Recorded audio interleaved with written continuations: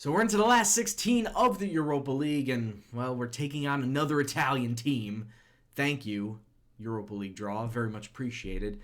No Ben shirt today, so we just got to deal with the spirit of Ben without any physical representation.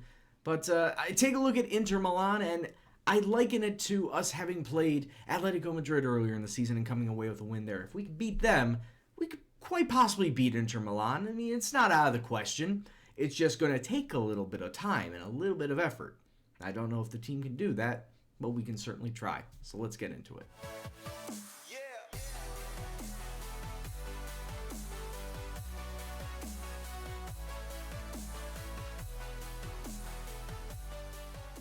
Yes, what's up, peoples? It's Gendo here, and welcome back to the Basque Boys. As always, if you are still enjoying the series, please do go and drop it a like. Now, today, last of 16 versus Inter Milan, and right in between, it's Real Sociedad. Oh, I'm not playing 3 matches on the card today, even though it is a rivalry match. I'm staying strictly focused on the Europa League, so it's just going to be the Inter Milan matches. And we'll get to a recap of how we did versus Sociedad in between those two. But as far as other matches go, we played a few in the league before this point, so let's go recap those. And since our last episode, which saw us beat Lazio, to get to this point, we played 4 league matches, coming away undefeated. 2 wins and 2 draws. Kicking off that 2-2 draw versus Lazio, another 2-2 draw versus Valencia, with Beñat and Susaeta coming away with goals there. Then 2 straight demolition jobs versus Elche and Espanyol. 4-0 at home versus Elche, and then 5-1 away from home versus Espanyol. Susaeta getting himself a hat-trick, Munain with a brace. And then another draw versus Betis, a very curious draw because we were the better side on the day, had more chances, more of the possession, just couldn't finish. To be quite honest with you, it was really frustrating, and John Batista notwithstanding, we'll get to that in a bit because that is part of the problem going forward. And the part of the problem is for the next 2 weeks I'm going to be without Asier Villalibre because of a back strain. He got it 3 weeks ago, so I've been without the main man for the last month, which has been really annoying. Even though we have done very well for ourselves, it's just unfortunate that we haven't had the star striker sitting up top. And like I said, he'll be out for the next 2 weeks. He's not going to be featured at all today. And then John Batista is going to be out for at least this first match because he picked up a bruised head in training, which means I got to use Raul Garcia, a midfielder who can play striker, as my top guy. It's not going to go well for us in the first leg. Taking one quick look at the standings before we get into today's matches, and we are second place by virtue of head-to-head results. Us and Atletico Madrid may be tied on points at 65 apiece through 29 matches, but because we beat them earlier in the season, we have the leg up over them. Now, we have yet to play them in these last 9 matches, and I feel this last 9 is going to be a gigantic test for us to see if we can stay in Champions League placements. We got them, we got Sevilla, we got Barcelona, we got Sociedad today. See if we can come away with at least a draw versus them. So yeah, 4 out of these last 9 matches are really going to test us and see if we can have Champions League mentality and positioning.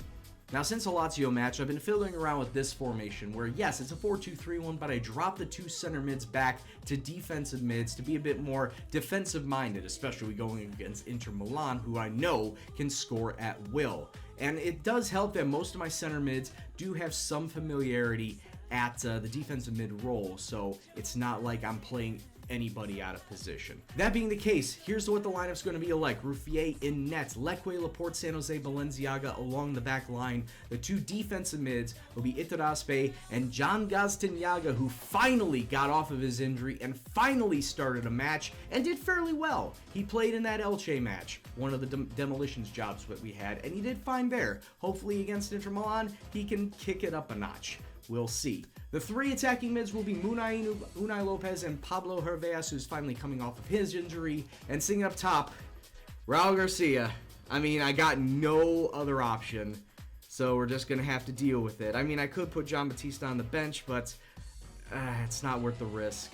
Unai Lopez and Raul Garcia might have to just do the job. I may have to go strikerless. But we'll worry about that at a later time. We'll just go with this formation for now and cross our fingers. Hopefully it does well for us going forward. So let's go kick off and see what happens. Right at the quarter-hour mark in Inter Milan coming forward. It's a good interception. Can we turn that into attack? Munain to Gazdanyaga. Gets it up forward, potentially. Raul Garcia to Pablo Herveas. Some great ball movement. Pablo Herveas slipping it underneath the goalkeeper. And just like that, we got ourselves the lead. Athletic Club 1, Inter Milan 0.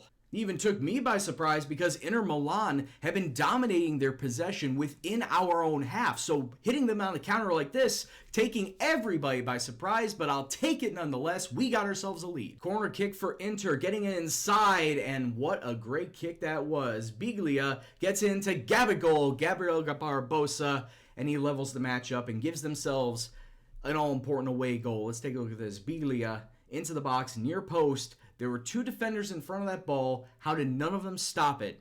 Ruffier nonetheless. Defenders should have stopped that ball. Now they're going to get a warning. And this is going to be a quick free kick, and this is going to be a goal for Inter Milan. Biglia inside to Bastos to Jeffrey Kondogbia, and we got it in the last match. We got it in the last episode, and this time it goes against us. 2-1 to Inter. I find it funny that I'm trying to make this formation a bit more defensive, and everybody except the defenders are playing well.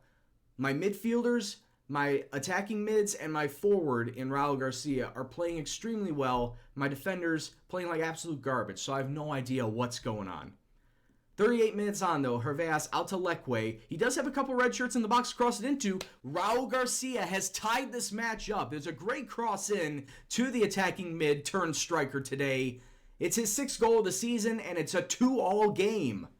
We're back in this, and we're not even halfway through this match. So it's halftime, and I just want to yell specifically at my defenders because, like I said, they've been doing pretty poorly. Laporte, 6'5", San Jose, 6'2", Balenciaga, 6'3". Everyone else is a 6'6" or above. So it really comes down to how well the defense does. Overall, we're doing okay. Defense need to get their heads out of their asses. So that's great. Everyone's looking fired up. And everyone's looking pretty solid. They're believing that they could come away with a win today. I mean, it sucks that we gave up 2 away goals. That's going to help them when we go back to San Siro. 57 minutes on now. Ball within the Inter Milan half, but we have to play it backwards. We need to find some passing lanes through to get the ball within the 18-yard box. And we're doing fairly well so far. Benyat to Herveas to Raul Garcia. He found the back of the net once. And this time it was just a wild shot. He was snatching at his chance right there. And we played mostly defensive. We pushed our team back since that last highlight. Oh, but we may still give up a goal here. Kondogbia fires it over the bar. And at this point in time, the ref's going to blow his full-time whistle. 2-2 in the opening match, in the opening leg of this round of 16 versus Inter Milan. It's not too terribly bad. We're just unlucky that we didn't stop them from scoring 2. I would have been fine if they only scored 1. Hell, obviously a shutout would have been great. But scoring 2 means that we're going to be in a heap of trouble going into the San Siro versus Inter Milan. Can we get the job done over there? Can we score some away goals? Well, we'll wait and find out, definitely. We got ourselves a rivalry match to get through in Real Sociedad. Let's get to the recap of that, because I'm sure it's going to be a good match. One thing I didn't know is that 2 days after the Inter Milan match, we got ourselves the quarterfinal draw of the Europa League. So potentially, if we somehow get past Inter Milan, let's take a look and see who we can face. So let's just take a look. Porto, okay, a lot of teams have already played their matches, actually. Oh my god. If we somehow get past Inter Milan, we got ourselves a rivalry match versus Sociedad, which we still have yet to play in the league. So that's amazing. That's absolutely amazing. So much like with Osasuna in between the Lazio matches, we did have a little bit of rotation options in this match, but the result was much different as we came away with a 2-1 defeat. John Batista getting the opening goal for us. Mikel San Jose missing a penalty that could have put us in the lead at that point in time, but we finished this match with 10 men because Raul Garcia got carted off with a torn Achilles tendon. He's going to be out for the next 5 months. That may actually seal his fate here at the club. I might not bring him back. I might not use him for the rest of his contract while he's healing up. But the fact of the matter is, Raul Garcia getting injured in the 79th minute opened the door for Sociedad to score just 2 minutes later because we used up all of our subs, and that is how we lost. So we lose a player for the season, and we lose a rivalry match. overall, it's just a double dose of bad. And yeah, looking at Raul Garcia, you can already see his agility and stamina going down. He's going to be gone for the next 5 months. Expect his physicals to take a drastic hit. And that's not good for me. At least his contract is going to be up at the end of next season, so I might just not re-sign him, just let him walk. Right, so here we are back at it again, second leg at the San Siro. A couple of changes, of course, because of the new injuries that have occurred and as well as people coming back from injury. So Ruffier in net, Leque, Laporte, Unai Garcia, Balenciaga along the back line this time. Our two defensive mids will be Itaraspe and Mikel San Jose. A little bit of a change there. Attacking mids, Herveas, Susaeta, Munain, and of course, the returning John Batista sitting up front. The man can score goals. He scored 12 in 17. Most of those substitute appearances, so I know he could still get the job done, just in a more limited fashion. Hopefully he can resurge after not starting in quite some time and get us some goals to get us through to the round of 16. So let's go kick off and see what happens. 25 minutes on now, we got the ball in the attacking half. Susaeta to Munain. He's going to push it up the wing. No. Whoa, yes he does. Balenciaga to Susaeta. Yes! Susaeta finding the near post off a cross from Balenciaga, and we got ourselves the opening goal, an away goal, and a 3-2 aggregate lead. It's exactly what we needed to do, boys. Come out swinging, show Inter Milan that we mean business, and right there and then, that's a great attack to just punch him in the mouth and show him that we are not going away. Horrible goal kick from Inter Milan. Finds Batista as he cuts inside, but he doesn't really... Oh, he gets it right back. Batista into the short corner. Yes! And we got ourselves a 4-2 lead on aggregate. 2 away goals, which means that Inter Milan need to score 3 to come away with a win. If they score 2, it only goes to extra time. Yes, let's go, boys. Halftime, and 2 things of note going into the second half. 1, John Batista, it doesn't show up on here, but the assistant manager said that he bruised his head once again, going in for a challenge right before the halftime mark. And Mikel San Jose is also worst for wear out of everybody with a 66% conditioning, so I need to monitor him. But overall, we just need to hold on to this lead. Oh, we cannot let this slip. We're doing so well. We can get through to the quarterfinals. Let's just go out there and do the business. Boys, I'm very pleased. Second 45.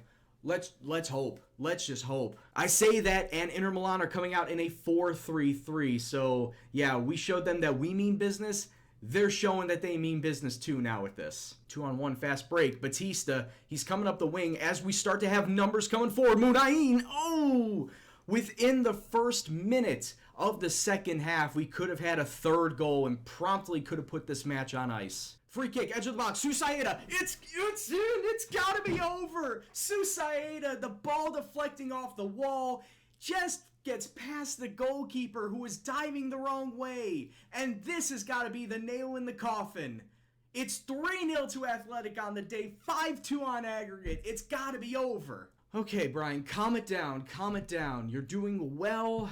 There's 19 minutes left. I just made 2 subs. Marino is coming on for San Jose due to his fitness, and now David Garcia is coming on for Aymeric Laporte because of his fitness. 10 minutes left to go in this match. We just need to hold it down, be a bit more defensive. Mauro Icardi coming inside. Oh, it's some great tackling. I thought for sure the ref was going to blow that up for a foul in the box and a penalty, but instead, it's a counter on the other end. John Batista, this match is over. We have come into the San Siro and absolutely gave Inter Milan the business. We gave him the old what? If I may take something out of Jimmy Conrad, because good Lord, we dicked this team that is currently sitting second in Serie A. And I can't believe it. I'm just stunned at how well this team is performing. Just overall. And there is the full-time whistle. Athletic 4, Inter Milan 0. 6-2 on aggregates. And we are going to be taking on Real Sociedad in the quarterfinals of the Europa League. Can you believe it? People have written us off today. We deserve every bit of this victory. A brace for Susaeta, a brace for John Batista, and we are going to get ourselves through. He's injured, bruised head, 3 to 5 days, no worries. And we also get 750,000 euro for getting through to the quarterfinals. And like I said, the Vasco Derby in the quarterfinals of the Europa League. That's going to be a big match, and of course, that's going to be in the next episode. And you know what else? Via Libre should be coming back for that match too, which is going to make it even more special for us and give us even better chance to come away with a victory. But anyway, guys, I hope that you enjoyed the episode as much as I did. I'm still in shock that we came into San Siro and beat them 4-0. If you enjoyed this episode, please go and drop that a like. Lets me know that you're still interested in the series. Like, share, subscribe, and all that jazz. Comment below on what you thought about this episode and the series as a whole. I do appreciate every single comment you put down there. But anyway, guys, this is Gendo, and I'll see you in the next video. Take care, and peace out.